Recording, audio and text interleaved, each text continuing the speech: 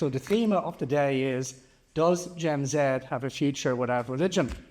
And the title of the talk is a deliberate reversal of the one you often get at church gatherings, which is, does religion have a future? So this is the reversal, and it says, does Gen Z have a future without religion? And the reason that Gen Z or Gen Z is in the title is because obviously you are the generation now in early adulthood, okay?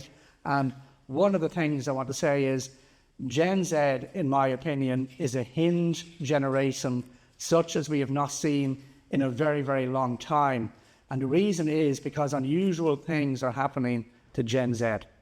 One thing is you are likely to have the lowest marriage rate in recorded history. Ireland is currently seeing its lowest ever marriage rate. And this is, it's insofar as we can record. And the trend is going downward. So it is quite likely that Gen Z, so my generation, I was born in the 60s, about 85% of us eventually got married. But your generation is looking like it'd be something more like 55%. And that's just an unbelievably low rate. Now, I'm going to get more hopeful as I go along. You are also trending towards the lowest ever birth rates. We already right now are experiencing the lowest birth rates ever recorded and probably ever in all of history, because it was hard for people to control the number of children they were going to have once upon a time. But now we're down at a fertility rate of 1.5. 2 is obviously replacement, 2 children per couple.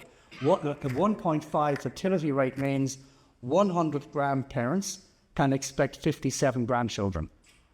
Once upon a time, 100 grandparents could have expected 400 grandchildren.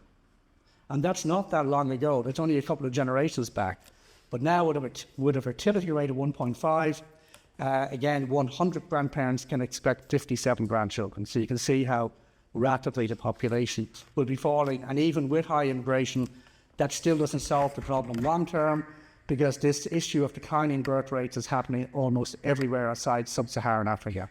Even India has now dropped below replacement level. A place like China is about half replacement level. And between India and China, you're already accounting for 2.8 billion of the world's population. All right, so you can see what's happening. Whole of South America is down below replacement. All of it. Right, Brazil got way below replacement. And the rates are falling. This is why you are a hinge generation, because we've never seen anything like this before happen. It's economics related, but I think only somewhat economics related. We can again discuss this particularly in the panel discussion that Breda O'Brien will be sharing at the end of today's conference. Because when you look at other countries, even when housing is more affordable, you're still seeing this phenomenon of declining birth rates and declining marriage rates. So I think the bigger factor at work in dragging down these rates is cultural, social factors.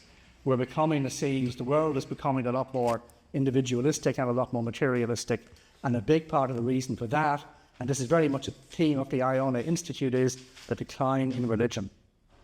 The decline in religion, the decline in marriage rates, and the decline in birth rates are all linked to a certain extent.